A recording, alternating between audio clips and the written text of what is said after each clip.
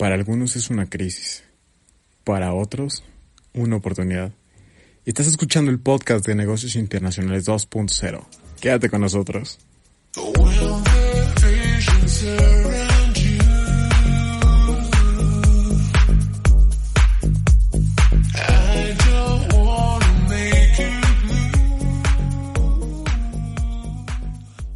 Estamos en la semana número 14 del 2020 y vaya, qué interesante ha estado este año. Le doy la bienvenida a Alfonso de la O. Él es analista internacional para imagen y televisión. Y también a Manuel Martínez, fundador de Negocios Internacionales 2.0. Bienvenidos. Muy bien, muchas gracias nuevamente aquí por la invitación. Siempre será un honor compartir micrófono con ustedes dos. Un saludo, Eduardo, un saludo, Alfonso. Un gusto nuevamente empezando la semana con todo y con nuevos temas internacionales que espero les guste. Bien, pues muchas gracias. Vamos a retomar este tema que ya hemos abordado a lo largo de estos 3 episodios, en el cual pues el coronavirus es el tema principal que aborda toda la sociedad. Ya van 740,000 casos a nivel mundial y más de 35,000 muertes. Tenemos ahora como centro de esta pandemia a Estados Unidos. Ya supera más de 93,000 casos. Y ni siquiera China. China actualmente tiene 81,900 casos ya detectados. Y siguiendo Italia con 80,500 casos. Y en México se ha declarado la fase número 2. El doctor Hugo López-Gatell fue quien el 28 de marzo, apenas ayer, pues dijo que era la última oportunidad que tenemos como mexicanos de poder todavía doblar esa curva de infecciones en México. Entonces, pues se hace latente invitación para todos los mexicanos a quedarse en su casa, ¿no? Y se reitera esta frase de quédate en tu casa, porque el día de hoy México tiene 993 contagios. Estamos muy próximos, yo creo que hoy o mañana llegaremos a los 1,000, teniendo también 20 muertes a lo largo de la República Mexicana. Alfonso, Manuel, yo les preguntaría aquí, ¿cómo ven el panorama y qué tanto nos puede pegar a los mercados internacionales? Que también ya habíamos platicado en la anterior sesión. Yo creo que el tema del COVID va para dar que hablar muchísimo rato. Un fenómeno que es bastante interesante es que la dinámica del virus es bastante, o se le conoce como itinerante, es decir, que no está como o no se establece en un solo lugar, sino que va en diferentes latitudes. Ya lo vimos primero en China, Italia, España en su momento fueron los principales focos de infección y ahora tenemos a Estados Unidos, ¿no? Eso también es interesante porque mágicamente la frontera ahorita sí está funcionando, supuestamente, ¿no? Hay una decena de casos confirmados en la frontera y en el otro lado ya de Estados Unidos, pues resulta que ya los casos se elevaron a cientos y a miles, ¿no? Entonces también hay un problema de diagnóstico bastante interesante. La verdad también, segundo las palabras, es importante sensibilizar sobre todo a la población joven que nos quedemos en nuestras casas. Está comprobado que inclusive nosotros podemos presentar síntomas, más bien no presentar síntomas, entonces eso es importante porque si uno sale y va, pues a lo mejor a nosotros no nos afecta tanto el tema del COVID por nuestra edad y por nuestra salud, pero a las personas que rodeamos es donde viene el mayor inconveniente. Entonces sí invitar a todos los que están escuchándonos para que se queden en casa. A mí no me preocupa ya tanto el tema del virus, ¿no? O sea, es obvio que van a seguir aumentando los casos aquí en México, ¿no? Pero vamos a sobrevivir a la pandemia, vamos a subir al virus. Aquí lo preocupante es analizar qué daños colaterales se van a venir después de la misma, o sea, esto no es como que vaya a acabarse en el siguiente mes, ¿no? O sea, es un tema que va a durar bastantes meses y hay que ver cómo vamos a ir enfrentándolo, ¿no? Ya hubo una reunión extraoficial del G20 a través de las herramientas en línea para dejar de enfrentar el virus de forma unilateral, que eso era lo que se estaba haciendo últimamente, sino para enfrentarlo ya con acciones específicas y de estrategia de una forma multilateral, ¿no? Que también habla mucho de la importancia hoy en día que tiene la cooperación internacional.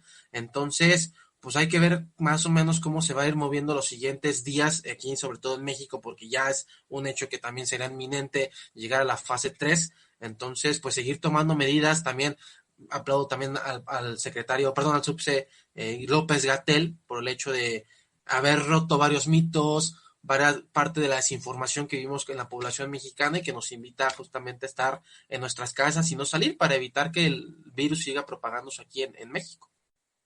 Yo creo que también es importante mencionar aquí que pues nuestra audiencia es parte, ¿no? Muy importante en la cual podemos todavía tomar una acción. Nos escuchan principalmente de México y son estudiantes la mayoría de la carrera de negocios, de la carrera también de relaciones. Entonces, yo creo que son un parteaguas muy importante para pues toda la sociedad aquí en México y que podemos dar un claro ejemplo de lo que sí se debe hacer. También acabas de mencionar algo muy importante, sobre todo la parte del G20 que se reunieron la semana.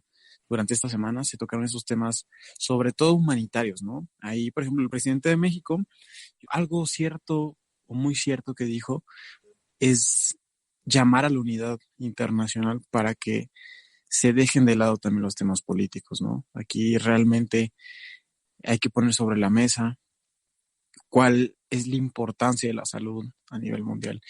Y paralelo a ello, también tenemos los temas que son económicos. Mencionamos la vez pasada de que México está cayendo pues en una estatización y casi una recesión.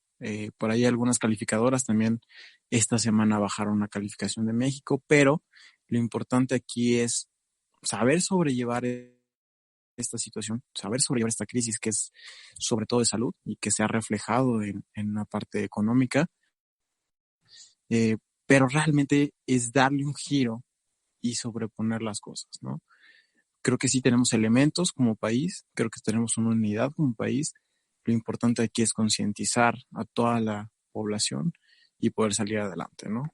Consecuente a lo que ustedes mencionan, Eduardo y Alfonso, es menester pues ver algunos efectos que está teniendo en todos los ámbitos, tanto económico como financiero, y el deportivo no se queda atrás. El día de hoy, lunes, acaba de anunciar el Comité de Organización de los Juegos Olímpicos que se estarían atrasándolos precisamente este magno evento hasta el 2021. Tenemos otros efectos como el confinamiento que se está extendiendo en varios países. Berlín insiste que no se levantará un confinamiento parcial antes del 20 de abril. Por allí también tenemos a Rusia, que está anunciando este confinamiento por más de 2 meses. Bélgica ya registra más de 500 muertos por coronavirus. De hecho, también cabe mencionar que Italia y España son los países que más han registrado decesos en lo que va de esta pandemia. Sí, de hecho eso lo podemos ver claramente con el tema de las aerolíneas, porque pues su principal mercado es el transporte de pasajeros, aunque también una manera en la cual la han adaptado es con el transporte de carga, ¿no? Tenemos el caso de Aeroméxico, los están utilizando pues sus vuelos, todo para el transporte de carga, ¿no? Esto yo creo que es un punto importante, así como el uso de la tecnología también aplicado al home office, se está viendo pues sus efectos positivos, ¿no? Habría que al final de cuentas poder medir qué impacto se tiene o tuvo esta medida. Y otro tema bastante interesante que a mí me gustaría poner aquí sobre la mesa es lo que vimos hace unos días, ¿no? Ahí salió Washington a acusar al gobierno de Nicolás Maduro casi de narcotráfico, ¿no? Inclusive puso una recompensa que pueda ofrecer información contra este líder sudamericano de $15 millones, que a mí algo que me llama la atención es que, por ejemplo, cuando teníamos al Chapo, al capo más buscado de todo el mundo, pues solamente ofrecían 8 millones y Osama Bin Laden, un terrorista bastante reconocido, pues ofrecían inclusive 25 millones, ¿no? Entonces eso es bastante de analizar.